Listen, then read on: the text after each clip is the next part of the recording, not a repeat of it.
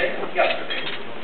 Joe serves pro bono as the president and general counsel of the Lincoln Legal Foundation, which tells you where he's coming from. And he's an active member of many other members of the bar, civic, charitable, and other organizations. Joe served under President Reagan as Assistant Attorney General and Director of the Office of Liaison Services. He has also been an American delegate to the United Nations Commission on Human Rights in Geneva. Joe is National Director of the American Conservative Union and has been Chairman and President of the United Republican Fund of Illinois, a frequent lecturer, debater. He appears on national, local, television, and radio. Please welcome the pride of Gary, Indiana, Joe Morris.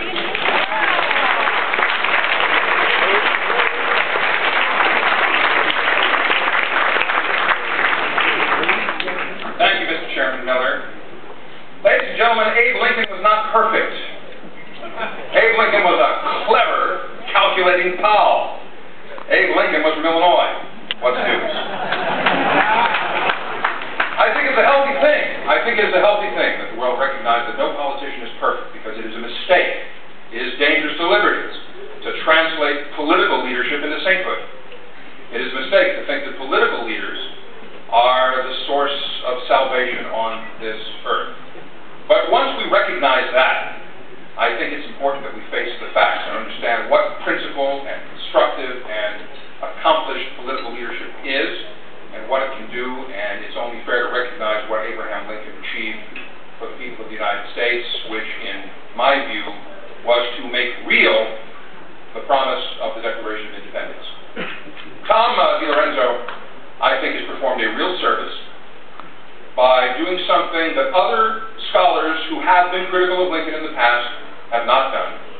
Other scholars have criticized, other critics of Lincoln, not just scholars, other critics of Lincoln have complained that he dithered over slavery, that he was too patient with his generals, that he was either too much the politician or not enough, that he was too lax with the South or not strict enough with the South in the contemplation of Reconstruction. What Tom DiLorenzo has done is something, frankly, that I think is unmatched in history, since Lincoln had a critic by the name of Douglas, who was a senator from Illinois, with whom he debated in 1858, and with whom he challenged for the presidency when Douglas was the national candidate for the Democrats in 1860. Tom DiLorenzo has tried to hold Lincoln to the standards of a lover of liberty. The challenge that DiLorenzo puts to President Lincoln is, well, where were you on this notion of equality that you think is so important in the Declaration of Independence, that is the centerpiece theme of your argument at Gettysburg? Where were you on the question of the respect for civil liberties, which presumably is the warp and woof of our constitutional system? And where were you on the fundamental question of what is the United States of America, and what is the nature of this federation of states, and what does it mean to have a constitution in a context of an experiment by human beings to govern themselves? Those are the right questions to ask, and those are the right standards to which to hold Abraham Lincoln. Obviously, we're advocates of different points of view on the answers to those questions, and you are the jury of history on the question of where we come down on Abraham Lincoln against the DiLorenzo yardstick. I'm here to argue facts for Abraham Lincoln, and let's begin with some fundamentals. Lincoln is perhaps best known for those words he uttered at Gettysburg, and the opening lines that Lincoln spoke at Gettysburg are ones we all remember and little understand.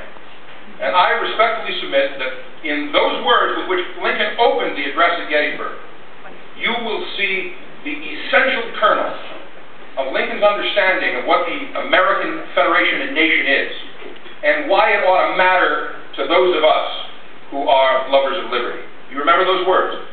407 years ago, our fathers brought forth on this continent a new nation, conceived in liberty and dedicated to the proposition that all men are created equal. Now, I think we all have some grasp of the proposition all men are created equal. I think we understand that Lincoln, as an opponent of slavery, and let there be no doubt about it, Lincoln was an opponent of slavery. He made it very clear throughout his career in Kentucky, in Illinois, as a political man in Illinois, that he did not think it was right to live off the sweat of the brow of another. He told us over and over again that as he would not be a slave, he would not be a master. We understand that Lincoln was an advocate of the notion that all men are created equal, even if that means that in a particular situation at a particular time, they find themselves in a political society which holds only imperfectly to that standard. And I think we understand the higher calling even of his argument that this was a nation conceived in liberty and dedicated to a proposition, unlike the Danes and the Britons and the Irish and the French and people all around the world whose nationhood was a fact of nature.